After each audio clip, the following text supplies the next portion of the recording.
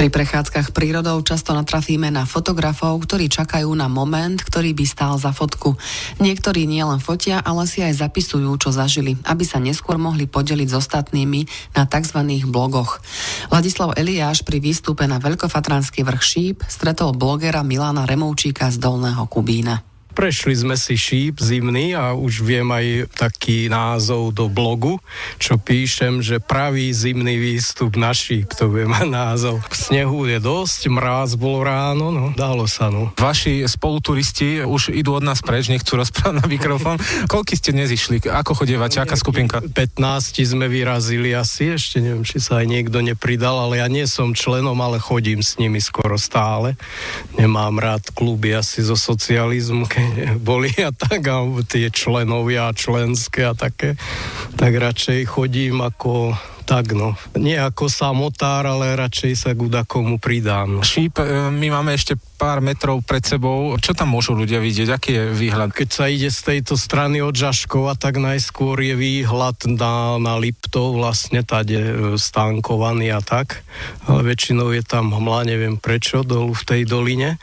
Ale potom už na niektorých tých vrcholčekoch, keď sa vyjde, tak krásne vidno Rozsutec Stoch. No a tam od kríža potom smerom až do diaľky, až po Klak, Malej Fatre vidno. Kráľovanská kopa samozrejme a za ňou ešte Veľkofatranský Klak. To je vlastne, keď kedysi sme tam boli, vidno z Klaku na Klak sa dá pozerať.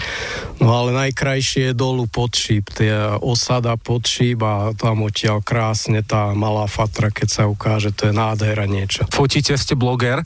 Čo sa tam dočítajú naši posluchači, keď si nájdu meno? Milan Removčík. Snažím sa každú túto túru opísať, preto som začal písať blogy, lebo je výhoda, že tam vlastne si napíšem, čo chcem, není žiadna cenzúra, že keby som to do nejakých novín, tak vždy poviem, a to sa nehodí, alebo to teraz nemôžeme dať, hej, že tak blog si napíšem tam, čo chcem, aj nejakú kritiku, aj všetko, takže. Teraz najnovšie prídete domov večer, do hodinky je blog napísaný, alebo to inak prebieha 2-3 dní, a kým si premyslíte, spomínate fotografie, kým spracujete? No niekedy je napísaný hneď, ale niekedy to aj týždeň trvá, není toľko času, ale fotky sú hneď, to hneď dávam, to prvé ešte ani sa najesť nejdem, aby fotky hneď dať na Facebooku boli a tak. Ale mám svoje také stránky, kde je asi 250 000 fotiek už.